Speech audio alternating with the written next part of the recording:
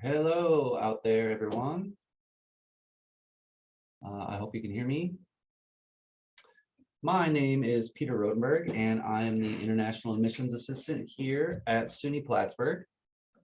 I am joined by my colleague, Kate Friedrich. She's going to be in the background here answering any questions that you might put in the chat. So if you have a question anytime during the presentation, go ahead and put it in the chat. I'm going to talk for, I don't know, 15, 20 minutes, and we will kind of open it up and we can have a discussion if you feel that you want to do so. Thanks, Kate. And with that, let me get started here. I will share my screen and introduce SUNY Plattsburgh to you a little bit. Where is my, sorry, I've done this so many times, I still don't know how to do it. Here we go, share my screen. Okay, so a few things I'd like to mention today.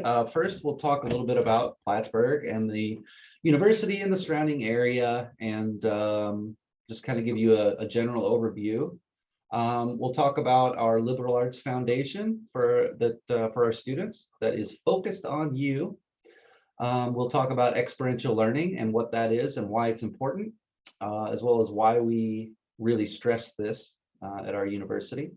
We'll talk some about admissions. I know you're interested in how do you do all of this, as well as what is there available and that kind of thing. And I always like to finish my presentations with a few things to think about. I know that looking at schools is a little overwhelming, particularly in this virtual environment that we've all found ourselves in. And I've noticed a few things over the last year, and I'll try to I don't know, share my insights with you about that, and maybe help you help yourself to find a good fit for you. And then we'll have a Q&A where maybe I can talk Kate into joining us on camera. We'll see, and we can all have a discussion. This session will end at 1 p.m. Eastern time, so we have about 45 minutes. All right. With that, welcome to Plattsburgh. Plattsburgh is a 4-year public accredited college. We are located in northern New York. We're about 20 minutes from the Canadian border, I think. It's a small, safe city, around 30,000 people. And although it's a smaller place and a rural environment, we have all the local amenities that you'd find in a major city as well. We have an international airport, a train station, a hospital, many different places of worship, and all that sort of stuff. There's many food and entertainment opportunities. The downtown area here is a very short walk from campus. I myself actually live downtown, and I walk 15 minutes to work every morning. So it's very convenient. And downtown, there's a lot of, restaurants and pubs and shopping areas, all kinds of little specialty stores. There's a lot of cultural activities, particularly in the spring, summer, and fall, in the winter, or outside there. So there's a lot to do here in this immediate area. In addition, we have free shuttles for students to take to the shopping malls and supermarkets and things like that. So when you want to go spend some money and get supplies and clothes and all that kind of stuff, there is a free method of transportation for our students. So you can see on the map here, although my camera's in the way, there we go. Plattsburgh is up here in northern New York. We're on the banks of Lake Champlain, there between New York and Vermont, a really large and beautiful lake. And although Plattsburgh is a more of a rural area, we're close to several very large urban areas.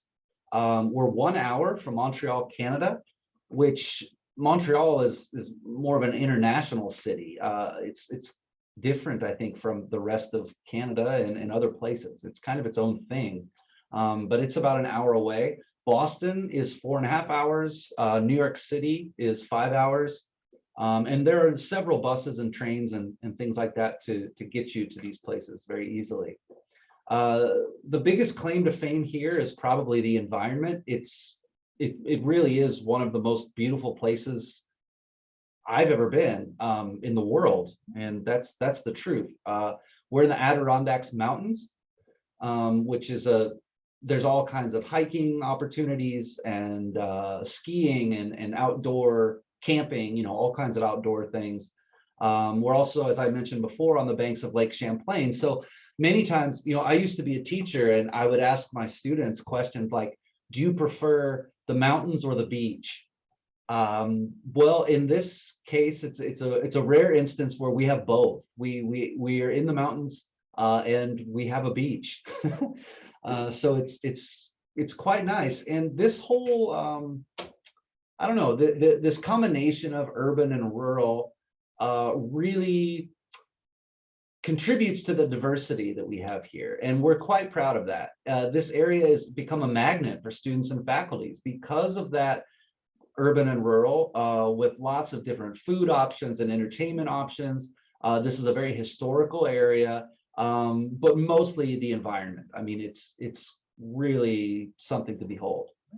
It's like a picture postcard, and so this combination of things, with our proximity to Canada also, and not just Canada, but French Canada, which is a whole nother kind of cultural phenomenon, I suppose, that kind of bleeds over into this area too. So much so that even the streets downtown here, the street signs are written in English and in French, which that really adds to the diversity. So then you throw the campus in there, where we have 5,000 students and over 300 international students from over 60 different countries. This again contributes to the diversity here. So I think a lot of people, when they hear the word rural, they think the opposite of diversity. They think of a homogenous group, a group of similar people in a isolated place. But that's not true here. And a lot of this stuff, the reason I bring this up is you're studying abroad and you're wanting to study abroad, and part of that is to experience something new and different. And the diversity here gives you many different options to experience different things. And all of this stuff, the proximity to urban and rural areas, food, history, the environment, all this, that's part of why I came here myself. Both my colleague and I, Kate and myself, we're not from New York. And these reasons I'm explaining to you are a big part of why I personally came here. Here in a few minutes, when we do some Q&A, you might want to ask Kate, why did you come here? Could be an interesting story. I don't know if I know that story. I have to think about it. Anyway, it is a very diverse place, and there's a lot to do, and it really is an interesting part of the world here. We offer a solid liberal arts foundation that is centered on you. We offer over 70 majors. Some of our more popular majors include computer science, business management, robotics is a very interesting major. I believe we're the only SUNY school in New York State that offers robotics. Accounting, economics, biomedical science. These are just some of our more popular ones for international students, but again, we have over 70 majors. So there's probably something for you. Check it out and ask Kate if you're not sure. But I said before that our liberal arts foundation is centered on you. And the thing I believe that separates our university from other schools in the United States and around the world is that here you're more than just a face in the crowd. You will receive personal faculty interaction. And it's very easy with the small class sizes that we have. If you go to a larger school with 75,000 students there, your class size could be 100, 200, up to 300 people in a lecture hall, taught by a grad assistant. But our classes are 16 students to one professor, and we don't have any classes taught by a grad student. All of our classes are taught by PhDs, and not only are you're not a face in the crowd. In a large lecture hall, you're just a name and a number in a book. But here, our professors know your name, know your face. They know where you're from. They know what you're good at. And the most important thing is they know what you're not good at. So they can cater instruction to you personally as an individual. And this is priceless. This is something that students don't really think about, but to me, it's the most important thing is, can you interact closely with a professor over your 4 years? Can you build a relationship with them and nurture this relationship that can last a lifetime? And I hear consistently, day in and day out, from our students, how it's so easy to interact with their professors. I cannot explain how important this is. And when you're out there looking for universities, this is one of the biggest questions that I think you as a student should consider and should find out. What is that student to faculty ratio? How easy is it going to be for me to interact with a mentor or professor or whatever to guide me towards what it is I want to do? And this isn't limited to our faculty. I mean, other departments in the school, such as our education advisement or career advisement, or our office here. All of these places, we are dedicated to working with you individually and helping you achieve your goals. The opportunity is there. It's up for you to ask for it and reach out and take it. But that's really what I think separates us from other universities. And it's what makes my job very easy, because I believe in this, and it's right. We focus on experiential learning here. And what that means is it's learning through direct experience. So you're not just sitting in the classroom, taking notes, listening to lectures, and doing that. You're actually going out and using the information you learned in class and applying it. And this can be done through research and internships. We even have study abroad opportunities here. I would recommend for you to visit our study abroad session when you're finished with this one for the next hour and talk to Brooke about that if you're interested in it. So international students can study abroad through us while studying abroad. It's a pretty interesting thing, and I recommend looking into that. This is important because it bridges the gap between theory and practice, as I said before. If you're like me, you're a very poor student. And the way that I learn things is by actually doing it. I can read a book 100 times and I'll never understand it until I actually try to do what it is that I have learned, and have someone show me. And Kate can probably tell you that that's true about me, because she had to show me how to do some of my job when I first started here. And we feel that this approach really motivates students and gets them engaged more. It sounds kind of obvious, but actually doing something is more interesting than talking about doing something, right?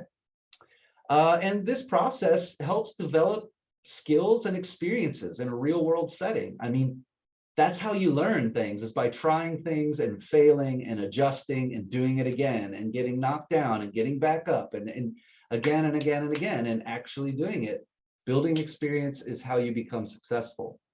It gives you a look at the pros and the cons of potential careers and jobs, because you're actually doing it. You can actually see the pros and the cons, right? And it enhances job and graduate school opportunity. And that's because you're working close with your professors, with your academic advisors and department chairs, our office. You're working close with different groups of people here. That is forming relationships, and it's building your network. And that's what makes the world go round. I don't care what country or culture you're from. Everyone that I've experienced in my life, it has the same thing, and that is, it's not what you know, but it's who you know that's most important.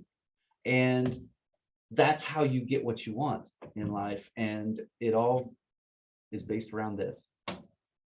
So let's talk a little bit about admissions here. The average total bill is around $34,600. And this cost includes tuition and fees, housing, a meal plan, and health insurance. Also included is some unbilled expenses like books and things like that. So we offer scholarships. Our packages typically cover between 20 and 40%. So there's three main scholarships here I have on the screen. The first is the Global Diversity Award, which is $2,500. The second is the Campus Community Award, which is $5,000. And these first two scholarships, these are guaranteed to all of our international students that come here to our campus. And Kate can, if she hasn't already, she can probably clarify that stuff for you. We also have an additional $6,000 Merit Award Scholarship.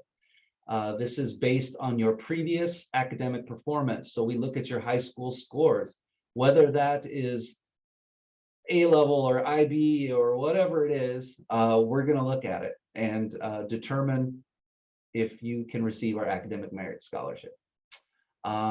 We also have, not listed here, we have an additional scholarship for students who do not originally receive this academic merit scholarship.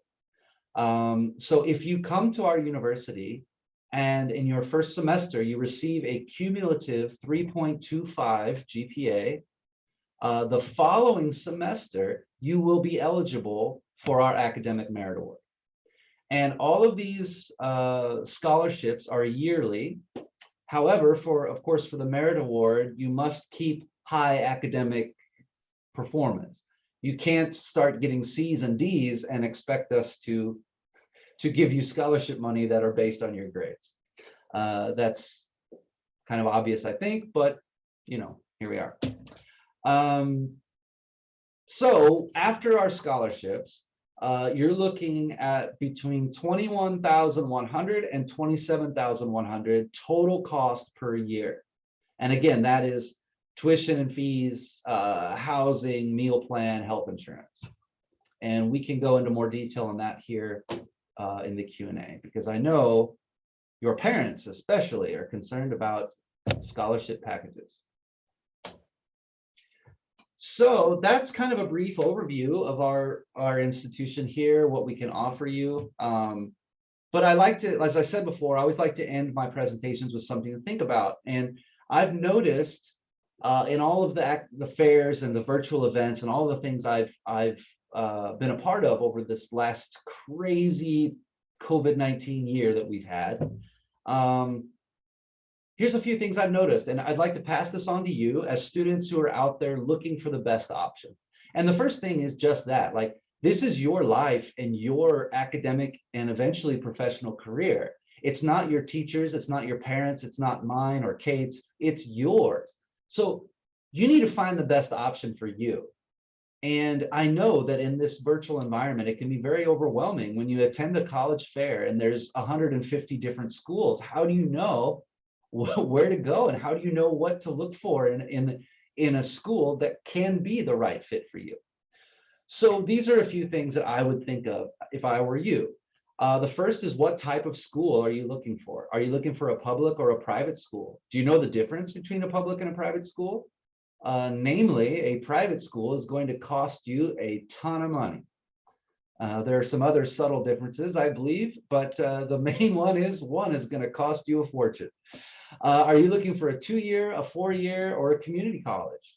What are the differences of those things? And we can talk about that later too, if you want. Location, is there a particular state or city that you're interested in? Maybe you have a family member that lives in California. Well, I would look in California then, if you want to live close to that. Maybe you're interested in a hot, dry climate. If you want a hot, dry climate, you don't want to live here. If you're interested in 4 seasons, you want all 4 seasons, a beautiful environment with blue skies and mountains and beaches and all that kind of stuff, then yes, this is a place you'd want to go. So is there a location that you're interested in, or a climate, or things like that that you're interested in? What major are you considering? This might be the first question you should ask someone like myself or Kate, to save everyone a lot of time. I've been in many different events where students talk to me for 15 or 20 minutes, and then they finally say, do you have engineering? Well, no, we don't have engineering. So you just wasted 15 or 20 minutes of your time, not to mention mine. When if you want to study something and the school doesn't have it, move on. So when you enter a large recruiting fair or college fair or something like that, look at the universities and see, does this school have the major I'm interested in? If they do, go talk, go ask more questions. If they don't, pass. The next thing will be cost and scholarships. Is the university a good financial option for you?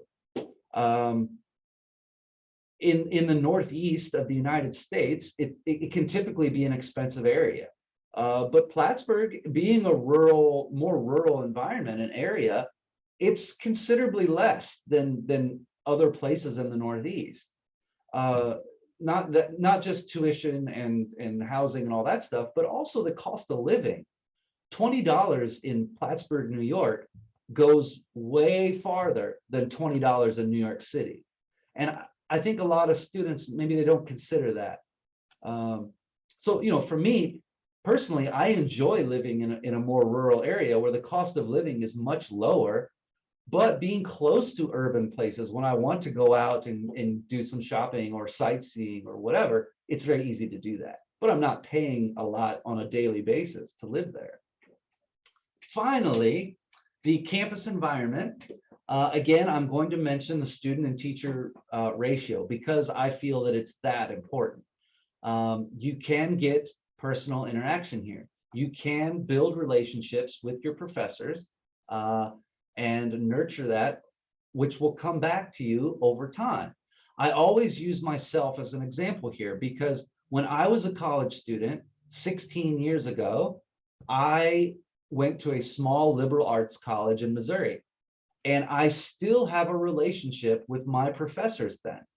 When I applied for this job that I have right now, the first name on my resume, on my reference section, was my professor from 16 years ago, because it was very easy for me to build a relationship and work closely with this man because the class size was very small and I was able to do that.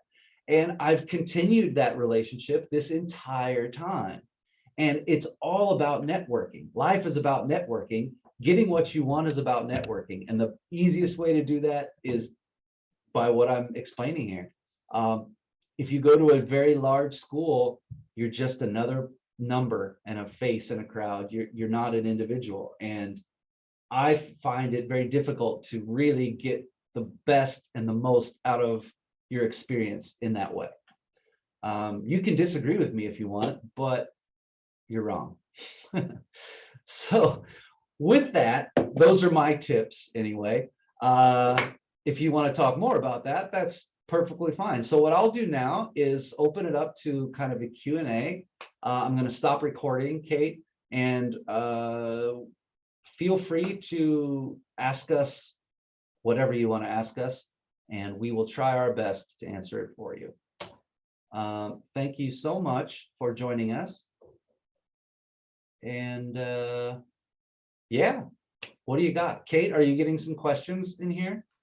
Well, I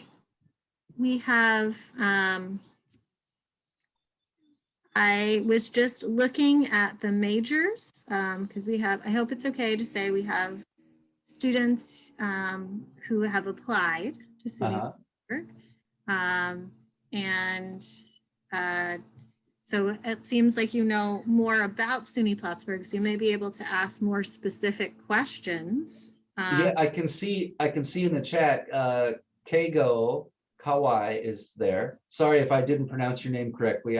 Japanese pronunciation is not my forte.